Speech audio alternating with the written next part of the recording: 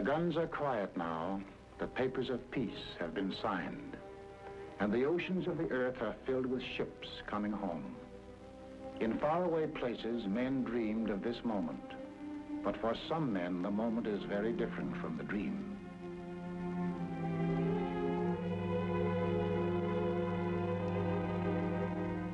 Here is human salvage, the final result of all that metal and fire can do to violate mortal flesh.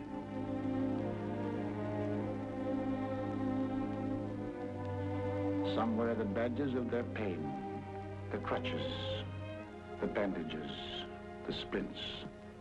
Others show no outward signs, yet they too are wounded.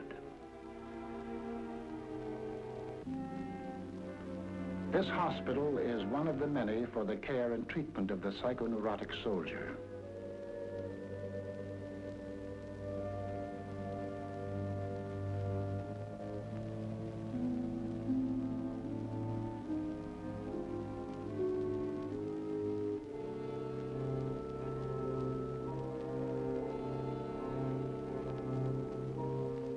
These are the casualties of the spirit, the troubled in mind, men who are damaged emotionally.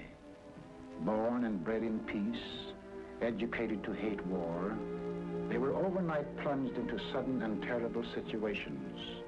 Every man has his breaking point, and these, in the fulfillment of their duties as soldiers, were forced beyond the limit of human endurance. At ease, man. On behalf of the commanding officer and his staff of Mason General Hospital, I want to extend a hearty welcome to all of you on your return to the United States. There is no need to be alarmed at the presence of these cameras, as they are making a photographic record of your progress at this hospital from the date of admission to the date of discharge. Here are men who tremble, men who cannot sleep, men with pains that are nonetheless real because they are of mental origin, men who cannot remember, paralyzed men whose paralysis is dictated by the mind. However different the symptoms, these things they have in common: unceasing fear and apprehension, a sense of impending disaster, a feeling of hopelessness and utter isolation.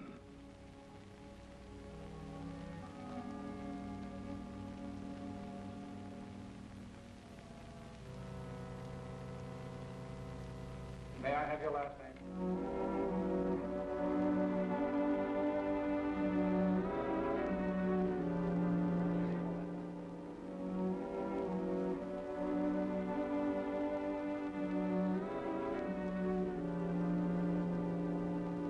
The psychiatrists listen to the stories of the men who tell them as best they can.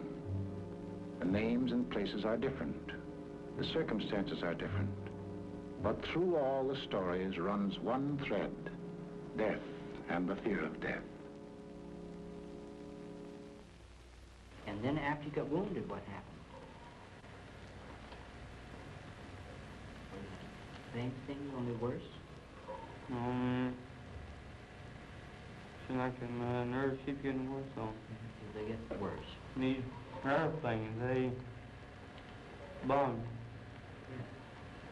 I got killed nearly the morning. You nearly got killed. Where were you at the time? St. Louis, I believe. Somewhere. I don't remember. And what were you doing when the planes came over?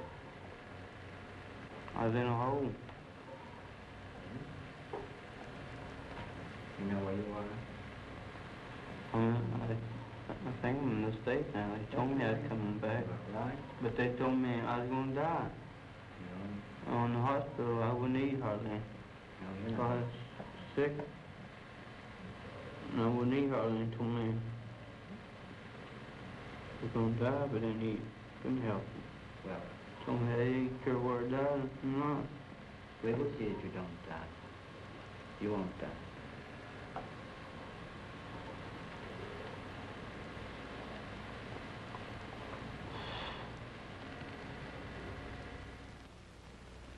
I lost my last buddy up there in Little Norman. He was second scout, and I was first scout. They was all mixed up there. They were shelling us. And well, did that make you nervous? I should have been first scout. I'm first scout, and I should have been out in front. And he went out, and I started to go out after him, and he got shot. And he just said, "Oh, Dutch, I'm hit," and he crawled to my feet, and I started calling for the medic, and I went back to see if we could get the medic, and there wasn't any, and I started to go out after him again, and they wouldn't let me go. And he was the last one of the original boys that was with me. Him and I were the last two left out of the original. And when you were shelled, how did you feel? I don't know. It's just after Norman got hurt or killed, why I was all right when we were moving up or attacked and anything like that. When we get pinned down, I start thinking about him laying back there. And then what happened to you when you think about him? How would you feel? I just didn't care what happened to me. Do you mean you didn't want to go back into combat again? Yes, sir. I wanted to go back. I wanted to stay there. I wanted to keep on for him and all them other guys, John and Stryker and Tex and Pop. And how do you feel right now? I feel all right. Have you been getting along? Well, fairly well, sir. Mm-hmm. You overseas? Yes, sir. Where? We were in France, and then we went to Germany. And where? France to Germany. And what outfit were you with? I was with Headquarters Detachment, 50th Quartermaster Battalion, Mobile. Mm-hmm. I see your PFC. At present, sir. You had to go in the hospital. Sir? You had to go in the hospital. Twice, sir. It says here on your record from overseas that you had headaches and that you had crying spells. Yes, sir. I believe in your profession is called nostalgia. In other words, homesickness. Yes, sir. Mm-hmm. It was induced when, shortly before the war, I received a picture of my sweetheart. Yes. Mm-hmm.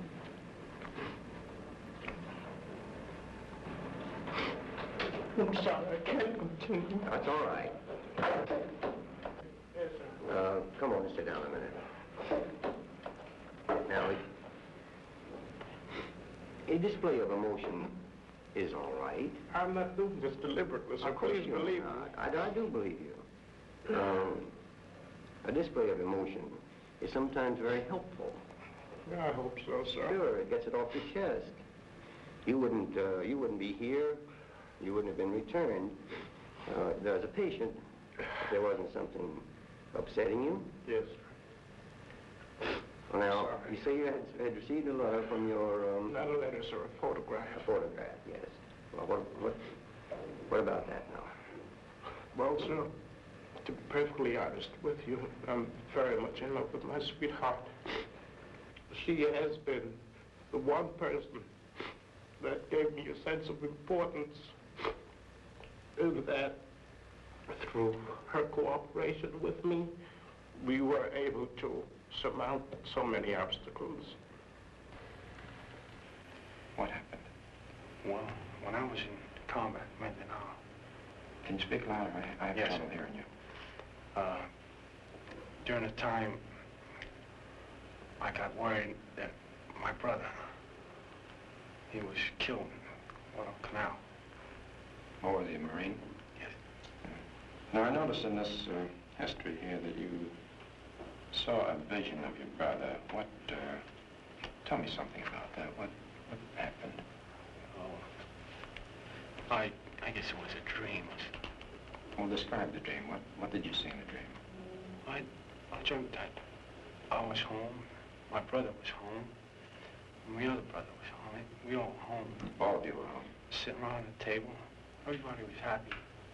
We were laughing, you know, talking, just admiring each other's. And then it ended there. You could see these images clearly. Yeah, it was like in a dream, see. Yeah. What about this Mindanao thing you're telling me about? Well, in Mindanao, after I got that news, I was scared. You were scared? I don't know, sometimes I hope something what happened then again, I'd say, well, something did What happen. do you mean by something happened? You mean you were hoping that you'd be wounded and sent back? Is that what you mean? No. Well, what do you mean by that?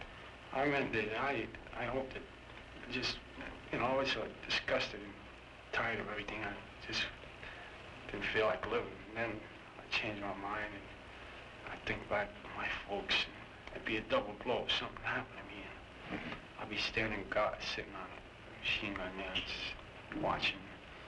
And I'd hear a little noise and I'd let go, shoot. It wasn't nothing, probably was an animal or something. Any noise made you upset and you just shoot? At that time, yes. Well, do you feel worried about anything now? I don't know. Are you mixed up? Kind of. What's that pin on your shirt there? My heart.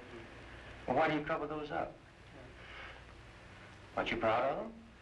Yes, sir. You got a Purple Heart? Your campaign ribbons? Yes, sir. Well, why do you cover them up? Again, there must be some reason for you doing that. Well, what happened over there? Well, we got in the scrape and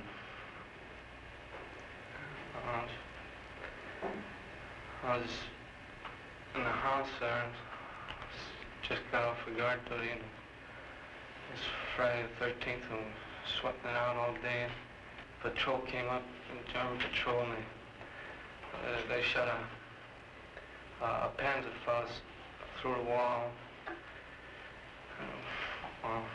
And what?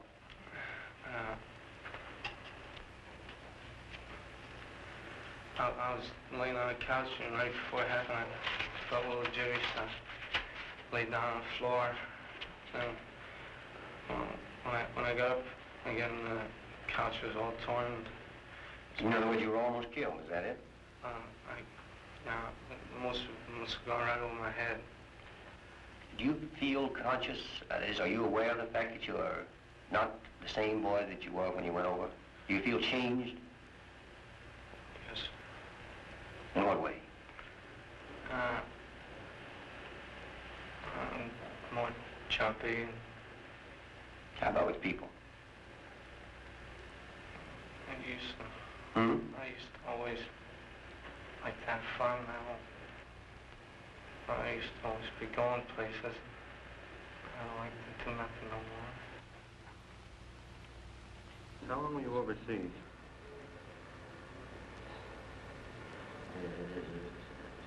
A lot of months. 11 months. Were you in any combat at all?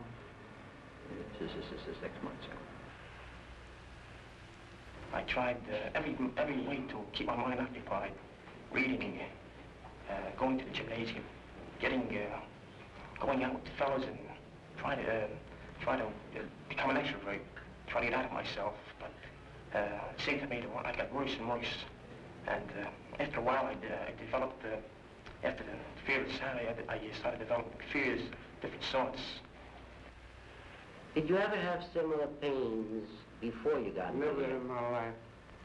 Have you ever been nervous before in your life? No, sir. Never. I was a solid man. Do sudden noises bother you particularly? I could just shake a little, but not that bad. Well, I guess I just got tired of living, you can put it that way. I had trouble sleeping, yes. Had dreaming of combat, you know.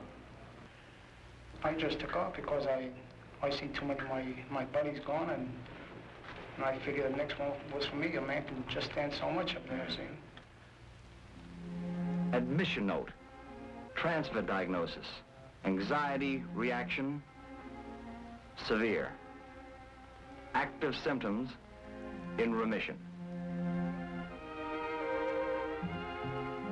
On this, their first night back in the States, each man who is able may make a long-distance call without cost. After months and years of silence, familiar voices are heard once again.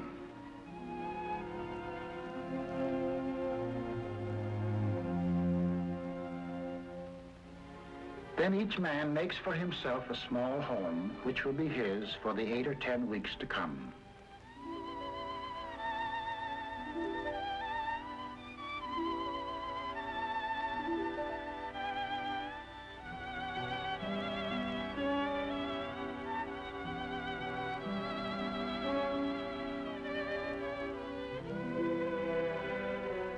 Now in the darkness of the ward emerge the shapes born of darkness, the terror of things half remembered, dreams of battle, the torments of uncertainty and fear and loneliness.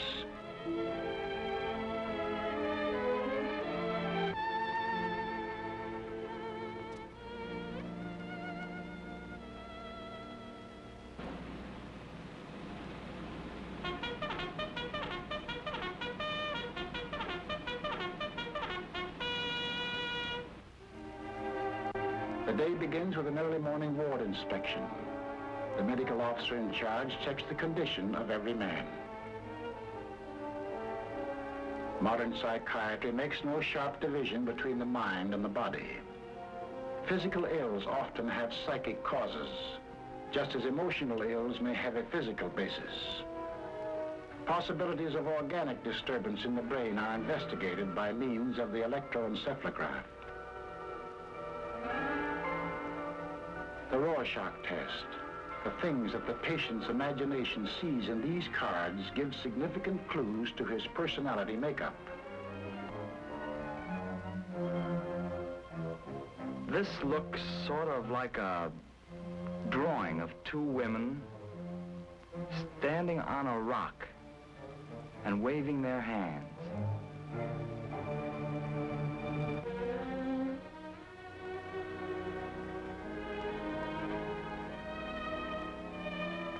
This man suffering from a conversion hysteria requires immediate treatment. Organically sound, his paralysis is as real as if it were caused by a spinal lesion, but it is purely psychological. Well, just sit him up about the middle of the bed there. I feel pretty good, huh? That's fine. Now sit yourself over there.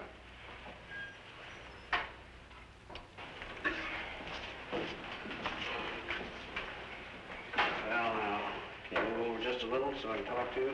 Yes. Now, what is the trouble? You think it'll be... What's that? That's nervous. Nerves, yes, they make me flinch like that. I say, how long has that been going on? Since Friday. Friday? Night. Come on suddenly or gradually? Suddenly, sir. How? Well, I start in the afternoon with crying spells. And, felt something funny in my shoulders here. Back bothered me. I started crying. I wasn't controlling my legs and my arms. Was there any reason for crying spells? I don't know, sir. Anything happen at home to bother you? Well, my mother's been ill. She has been ill. That's right. That worry you a lot? Quite a bit. Well, now, has this got anything to do with your mother's illness? Any reason why you should have that kind of reaction? No, sir, not that I know of. Unless my mother's illness might have brought this on. I try to hold it while it hurts, but... I see. You've just been holding these things in. That's right, sir. No way you can control this at all? No, sir. Well, now, we're going to have to help you do that, of course. Let's take off this jacket here. Just slip that off. All right, now lie down on the bed. My shoes. Right now we'll leave the shoes on so you can walk in them. I think we're going to get you walking. Let's come over here. That's the boy. That's fine. That's good. Now you lie steady. Lie steady. That's the boy. This is all going to go away as I give you this medicine. No bother at all. The method employed here is effective in certain types of acute cases. An intravenous injection of sodium amytal induces a state similar to hypnosis. What a torpedo that is. You mind if I look this way? You look that way. There's nothing for you to watch here, but you're going to talk to me as we go along. Yes, sir. That's all. Now, you're not going to feel much of anything else. You're going to feel a little bit woozy. The use of this drug serves a twofold purpose. Like hypnosis, it is a shortcut to the unconscious mind. As a surgeon probes for a bullet, the psychiatrist explores the submerged regions of the mind, attempting to locate and bring to the surface the emotional conflict which is the cause of the patient's distress. The second purpose of this drug is to remove, through suggestion, those symptoms which impede the patient's recovery. Now tell me a little bit about what you're thinking of. Nothing. The thoughts are coming to your mind now. Nothing in particular. Well, now let's go back. Let's go back to Friday. Friday? Yeah, think about that. Friday. My mother argues with me. Your mother argues with you? Yeah. What does she argue about? Well, every little thing, if you sit down in a long chair or something like that. Doesn't like the stuff you get in the store. Uh-huh. Then she calms down. Well, see, have you always tried to please her? Yes. Always tried to please her. I used to clean the house for her when I was smaller. Well, now, why do you think she argues like that? Think she she's sick? Well, she doesn't try to control her temper. I see. How about your father? He's a swell guy. He's a swell fellow, isn't he? Gets kind of hot-tempered. Since my mother's been sick, it's been costing a lot of money. And he's lost a lot of weight about worrying. I see. My mother argues with him. She wants to know where the money is. But I don't care about that, as long as everything turns out all right. Well, now, this jumping, what does that make you think of? Think about it a minute. I can't help it. It just jumps. How about the legs? Do you know anybody who had any trouble with their legs like that? No, sir. And what does it make you think of? Go on. Except several years ago, there was one fella. He had something wrong with his right leg. Water in the knee, but he's walking today. That hasn't bothered me. Was that anything like your leg? I don't know. He couldn't walk at all. He couldn't walk at all? No. What do you think of when you can't walk like that? I wish I could walk. But what do you think of? What comes to your mind when you find that you can't walk? So maybe I think my mother and father should be okay. Sometimes I wonder, hope the war ends soon. Things like that. Nothing in particular. Well, now the shakes are gone now, haven't they? Yeah. How about your legs? They're good and strong. I feel all right. Move them. Let's raise them. Oh, I used to even raise them before, but I can't walk them. Well, how about them now? They feel all right. They feel good now, as if you can walk in them, don't they? Toes feel numb. Toes feel numb, but that's going away, isn't it? Yeah. Gee. So raising them fine, isn't it? Yeah. Now you're going to be able to walk, aren't you? I don't know. Well, you're going to, aren't you? Yes, sir. All right. I'm going to walk. I love walking. You love walking. I did. Always been very fond of walking. Now you found yourself unable to walk. Now you're going to get right up and walk. Right now. All right, now let's sit up. Sit up on the side of the bed. Here you are. That's fine. All right, now stand up. And look at that. Is that good? All right, now walk out here. Walk over to the nurse all by yourself. That's the boy. Walk over to the nurse. You're just a little woozy. That's the medicine. Now come back to me. Come back to me. Open your eyes. That's the boy. Is that fine? Is that wonderful? Sure. All right, now again, once more. Yeah, but how long will it be? Oh, it's going to stay that way. It's going to stay because that's taking care of your worry now. All right, now come on back to me, and I'm going to let you go to sleep. When you wake up, you'll keep on walking perfectly well. How about it? Thanks, sir. Righto. All right, now let's get up in here and we'll sleep. Yeah, there you are. Now I'm going to have you go right to sleep. When you wake up, it'll be all right. Thanks. All right, sleep. The fact that he can walk now does not mean that his neurosis has been cured. That will require time. But the way has been opened for the therapy to follow. Now a new way of living begins, very different from the old one whose purpose was killing and trying not to be killed. Now in an environment of peace and safety, all the violence behind them, they are building rather than destroying. Men have their choice of occupational therapy. Some find relaxation in mechanical jobs. Certain types of cases obtain relief in precision work, which answers their inner need for order and certainty.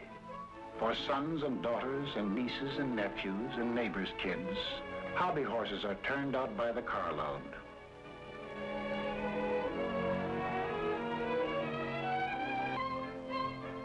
Physical reconditioning is not the only purpose in sports, which also serve to bring men out of their emotional isolation and back into group activity. One of the most important procedures is group psychotherapy. Here, under the psychiatrist's guidance, the patient learns to understand something of the basic causes of his distress. As one of a group, he also learns to understand that his inner conflicts are, with variations, common to all men. And I think of it a little bit like this. We want to get you out of your own feeling of isolation, to get you to feel that you are like other people. In order to get to that, we have to use knowledge as one thing, and something else which has to be added, and that is an experience of safety. You could say it is almost the core of all our treatment methods. Development of knowledge of oneself with the accompanying safety that it brings. I'd like to see if we can get some illustrations of how one's personal safety would stem from childhood safety, and how the childhood safety itself would stem from the parents' safety. In my illustration, as a child, whenever I underwent any experiences that were frightening to me, I never told my parents. I kept it to myself. While I was alone at night in my room, I'd call on God. If I had done anything wrong that I was ashamed of, I was ashamed to go to my parents and tell them what I had done. So I kept it to myself. And I used to be in constant fear that my parents would find out my feelings. Well, I wonder if there's any of your mother's troubles that you would know about. No, my mother never gave any of the children any part of her troubles. Well, that would be the same thing that happened to you. She didn't tell her troubles, and you didn't tell yours. You took your troubles to God, and she probably did the same thing. Probably didn't even confide in your father. In other words, the kind of method that you used to get relief from anxiety was really, we'd have to assume, learned and felt right in your home, the same kind of thing. I think it was all caused by economic conditions of the world. I mean, people trying to compete one another, trying to get a better job, trying to keep up with uprising of living, things like that, of course. A lot of arguments in the home. Mother and father arguing about the price of the food, and that has a reflection on the children. That's right. Things like that. So I think that was one Was it worse, not having enough food to eat, or the arguments between the mothers? I mean, there was... Which was the worst, though? Well, I guess we the had to arguments. Sure, of course, the arguments. Because I can't remember about the food. There you are. You can't even remember about the food or the lack of food. I have in mind my own childhood. We're coming from a moderate family. Moderate in the sense that the family had some sense of security. What happened there was we were told that myself, my brothers and sisters, we couldn't just play with any of the kids we wanted to play with unless their parents in turn had the equivalent of what our parents had.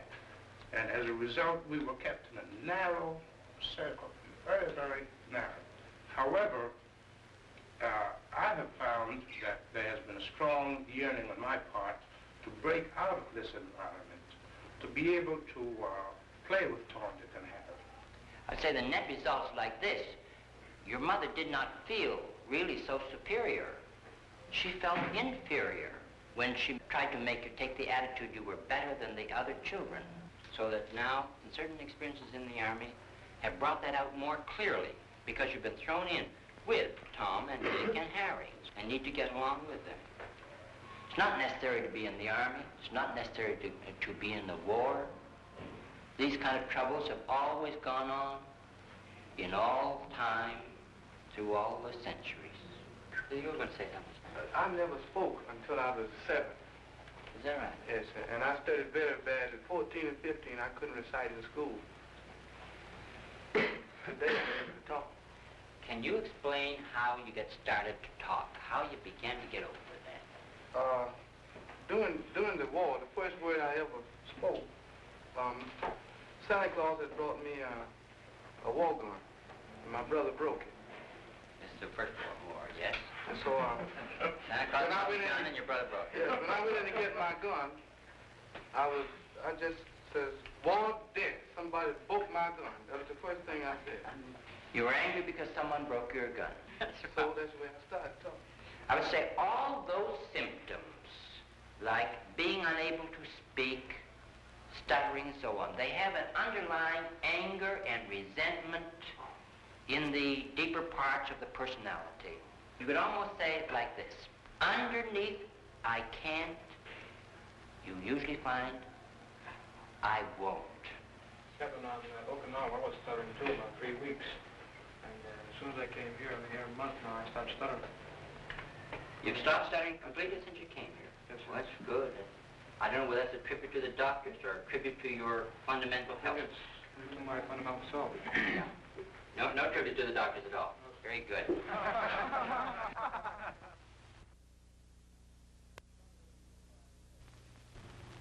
Some patients require special therapy. Hypnosis is often effective in certain types of battle neuroses, such as amnesia. This man does not even remember his own name. A shell burst in Okinawa wiped out his memory. The experience was unendurable to his conscious mind, which rejected it, and along with it his entire past. Through hypnotic suggestion, the psychiatrist will attempt to evoke them. Relax completely and put your mind on going to sleep. All right, now keep your eyes on mine. Keep your eyes on mine and keep them fixed on mine. Keep your mind entirely on falling asleep. You're going to go into a deep sleep as we go in. You're going to go into deep sleep as we go in. Now clasp your hands in front of you. Clasp them tight, tight, tight, tight, tight. They're getting tighter and tighter and tighter, and as they get tighter, you're falling asleep.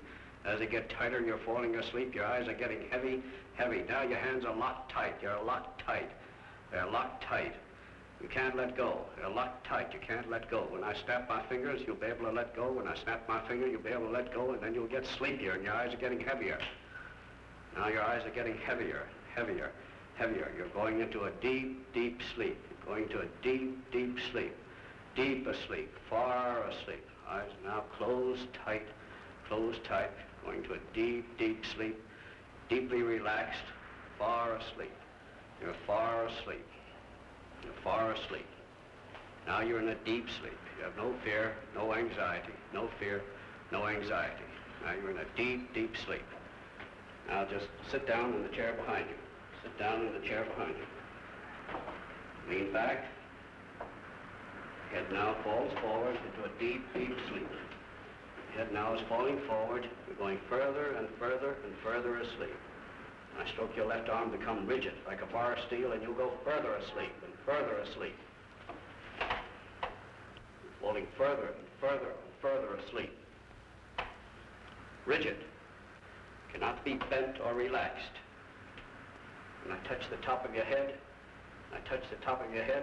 that arm will relax and the other will become rigid. And you'll go further asleep. You'll be in a very deep sleep. And your sleep is deeper and deeper. Now when I touch this hand, my finger will be hot. When I touch this hand, my finger will be hot. You will not be able to bear it. Your arm is rigid. And now, as I touch your hand, you will no longer feel any pain there. It'll be normal. Now the arm is relaxed and you're further and further and further asleep. Now you're deep asleep. We're going back. We're going back now. We're going back to Okinawa. We're going back to Okinawa. You can talk. You can talk. You can remember everything. You can remember everything. You're back on Okinawa. Tell me what you see. Tell me. Speak. I'm in the battery area. You're in the battery area. Go on. Tell me what's going on. Getting fire missions. You're getting fire missions. Go on. You see everything now, clearly. Getting shells thrown at us. You're getting shells thrown at you. From where? Japs. Japs. Go on. Yes. Keep on.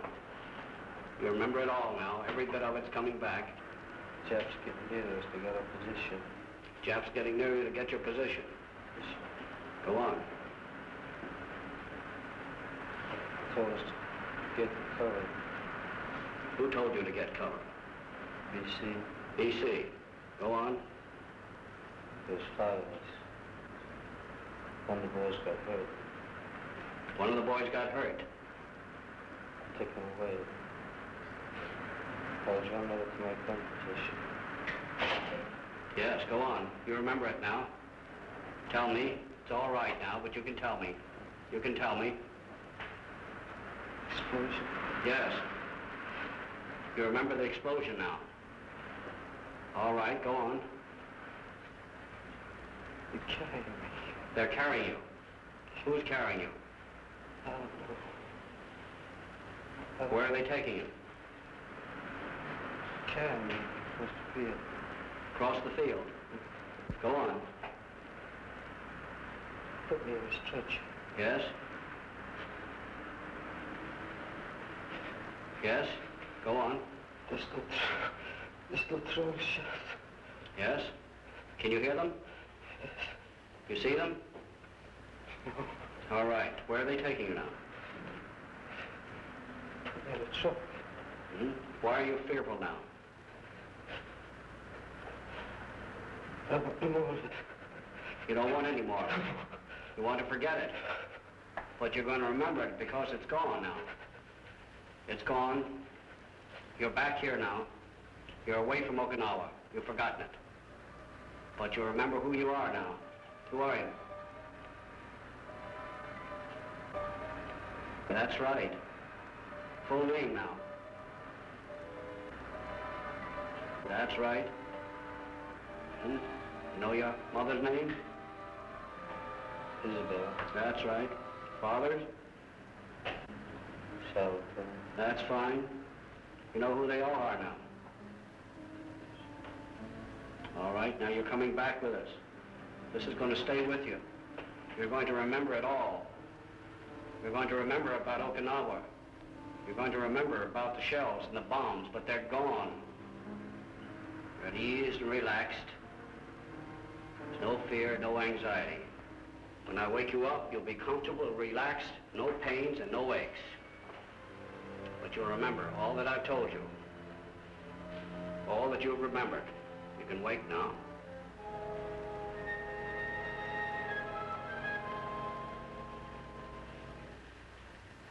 Well, how are you?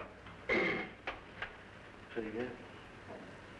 Under the guidance of the psychiatrist, he is able to regard his experience in its true perspective as a thing of the past, which no longer threatens his safety. Now he can remember. Well, what's your trouble? Hmm?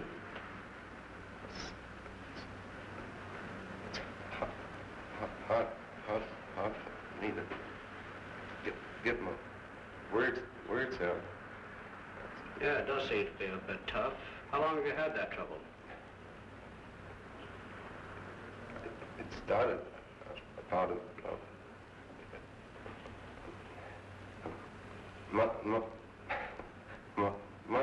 month ago. Where were you then? In France. In France. Have you been in combat? Yes. Well, maybe we can help you talk a bit better and you can tell me more about it then, right? Let's lie down and see if we can help you on that. This man is not a chronic stutterer. He suffers from a battle tension which the drug will attempt to diminish. Like the man who could not walk and the man who could not remember, his illness has an emotional basis. You're all comfortable now and relaxed. We're just going to give you some medicine here, and it's going to help limber up that tongue of yours. And this is going to make you feel a bit groggy.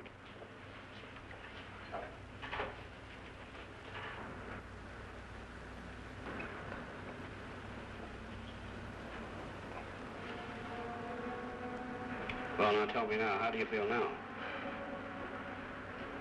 Hmm? Make any difference in your feeling? How it's just like seventh heaven. What is it? Tell me about it. Boy, I can talk. That's fine, isn't it? Talk. I can talk. That's good, boy. Listen, I can talk. Oh, God, listen, I can talk. Oh, there's nothing wrong. Oh, God, listen. All right, it's coming back now. You're going to take it easy. Oh, listen, I can talk. Just the way you always did, is that right? Hmm? God, listen. God, I can talk. Just the way you always did. Right, Keep right on with it now. Oh, that's nice. Let's take it easy now. Just talk to me just a little lightly now. Tell me, you got any idea why you couldn't talk before? What's coming to your mind now? Hmm? Tell me, what's coming to your mind now? What is it in your mind when you couldn't talk? What is it that stopped it? Something came through there and stopped it. What is it now? Think quickly. Think deeply. Let's go back. When was it you lost your speech? You had your trouble talking. Go back quickly.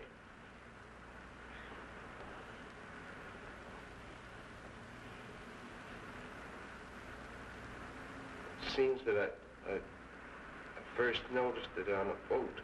On a boat? Coming over. It first started with an S. And the fellows laughed at me. I don't know why they laughed. Till the guy started. Well, let's start with that S. Let's go back to that S now. What were you thinking then? What was in your mind then? Right now? No, then. On the boat? Yes, with that S, when you couldn't say that S right. Yes. Yes.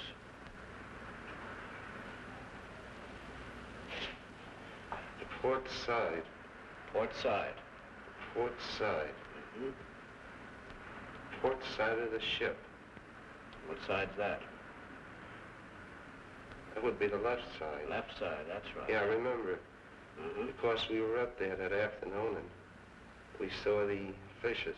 And we had some flying fishes. And I came down and he said, I was telling the fellow underneath me about the ports that I had seen some flying fishes on the port side. Mm-hmm. He tried telling them about the flying fishes, and he stumbled over the S sound. And the fellows laughed at him. Think hard. S. S. What does S remind him of? S. S. He remembers. It is the sound he fears. The sound of death in combat. The sound of a German 88 high-explosive shell coming in. Now it is possible to proceed to the basic method of psychiatric treatment, discussion and understanding of the underlying causes of his symptom.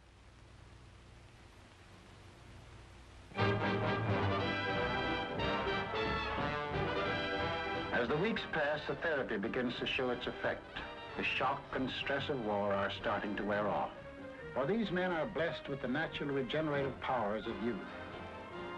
Now they are living less in the past and more in the present. Sometimes they think of the future. The war years must be put aside and the responsibilities of peace must be considered. A man might open a filling station or a hardware store, or he can buy a few acres of land and raise some chickens. He might even go back to school.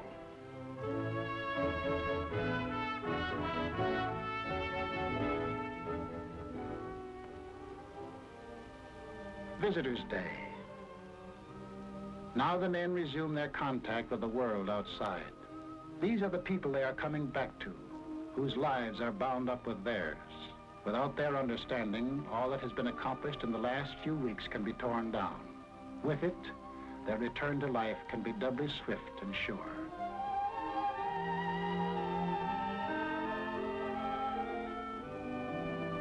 Classes in group psychotherapy continue. The men are thinking of themselves in relation to society. How will they fit into the post-war pattern? How will the world receive them? You fellows have had an opportunity to be home with your family since you've returned from overseas. Have you noticed any change in the various members of your family toward you, and their reactions toward you?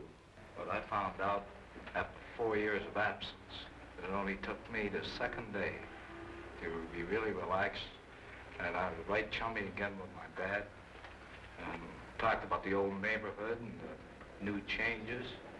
I don't know, it surprised me. Do you feel that your family has to be taught how to treat you when you come back? No, absolutely not. How do you want to be treated by your family? The same I was treated before I went to the service. No difference. You don't want to be treated any differently? No. I was talking to one man, and I said, what do you think of us fellas that come back with psychoneurosis anxiety state? And I says, you can see that we're not crazy by any means. And He says, well, before I come out here to see, he says, my first impression was like in Bellevue. He said, fellows from the last war, they're completely maniacs. He said, that was my first impression. And I'm wondering if, the great percentage of the people are going to be like that when we get out. That is a common concern among servicemen who have developed nervous conditions during their stay in the Army as to what the public is going to think about them. Undoubtedly, there will be people on the outside who won't have any understanding of the condition, who may think of it as being a rather shameful condition. That's why we're having an educational program, trying to educate the public into understanding.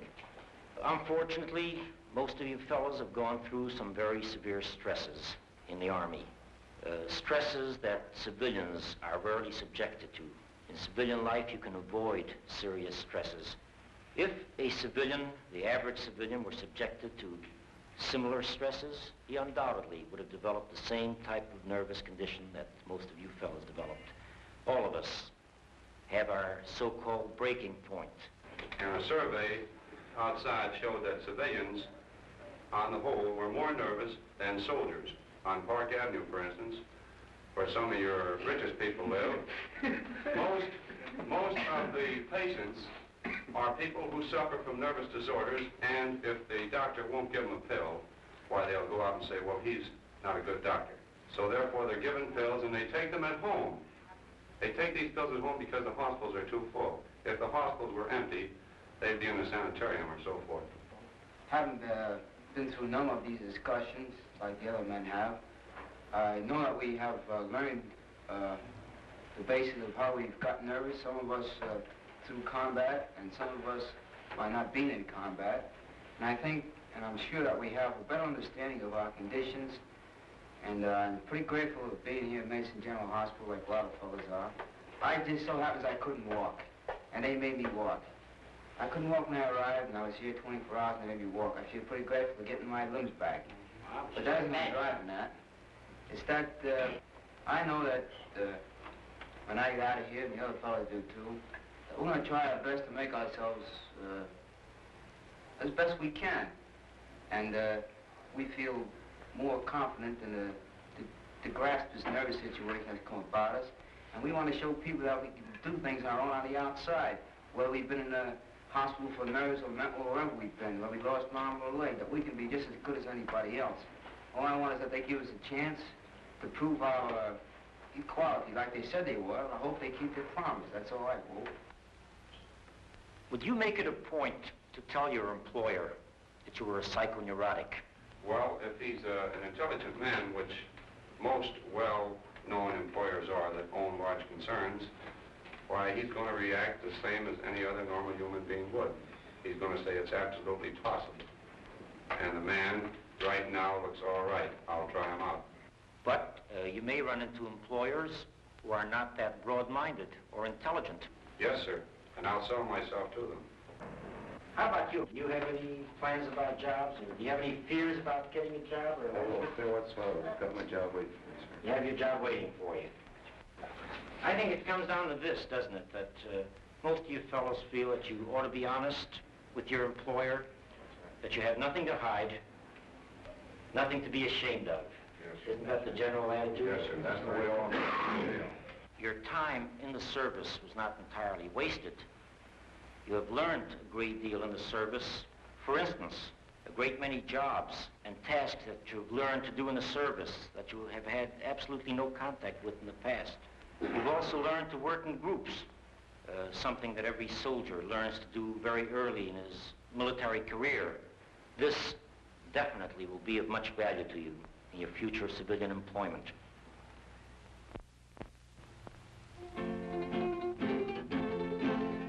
The weeks have slipped by fast. The first strangeness of hospital life has become routine. Sometimes a man learns something new. The Ranger always did want to play guitar.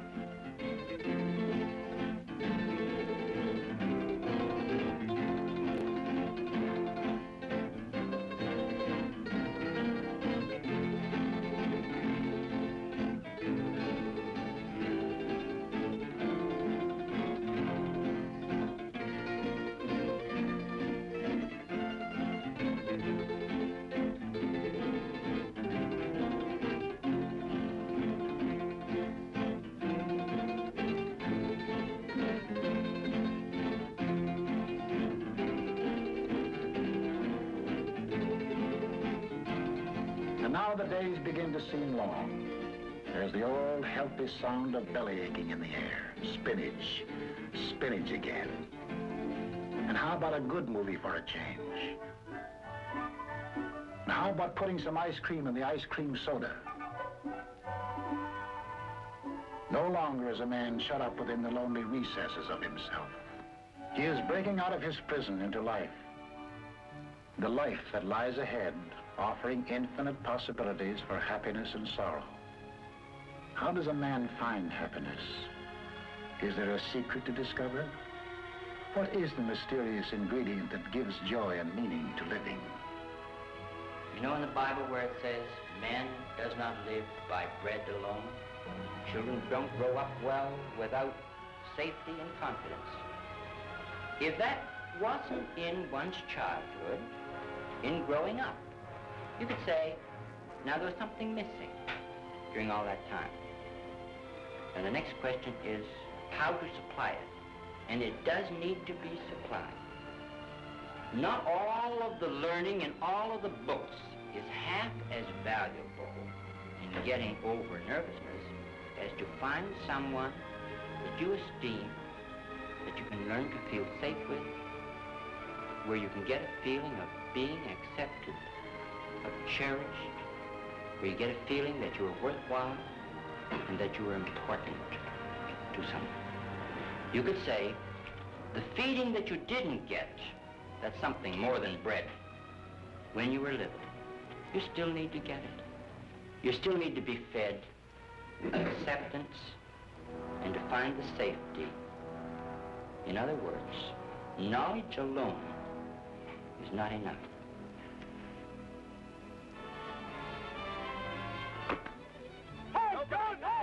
Nobody got it. Get up!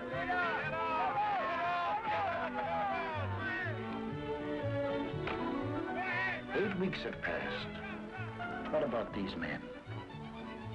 Are they ready for discharge? How complete is their recovery?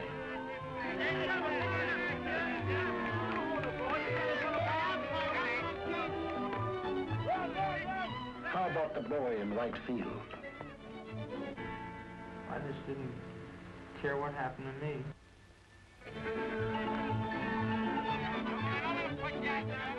How about the kid at bat? Foxhole was covered by dirt. And I was covered up for 29 hours afterwards till they found me.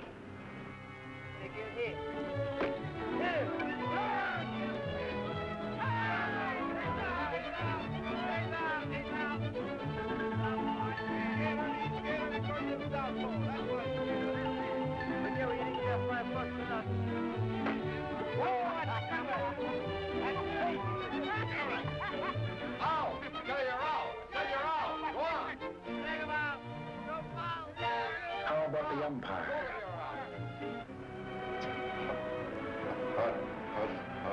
Need it. Give him words out. You're out. Go on. Batter up. How about this kid?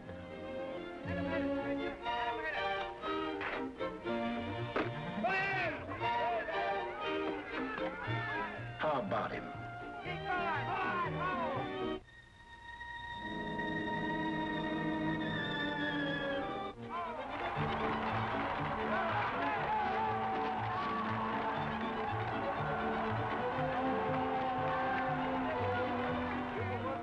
Are they well enough to be discharged? That is for the doctors to decide at tomorrow's boarding.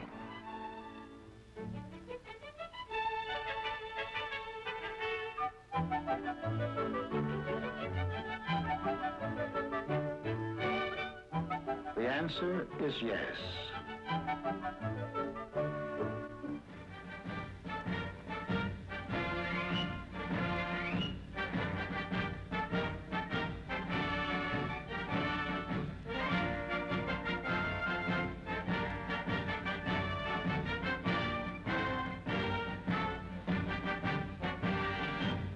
Men, this is your last military formation. Today, you're returning to your homes, your families, and friends. Many of you have been looking forward eagerly to this day. But remember that when you re-enter civilian life, on your shoulders falls much of the responsibility for the post-war world. May your lives as civilians be as worthy as your records as soldiers. Good health, good fortune, and Godspeed.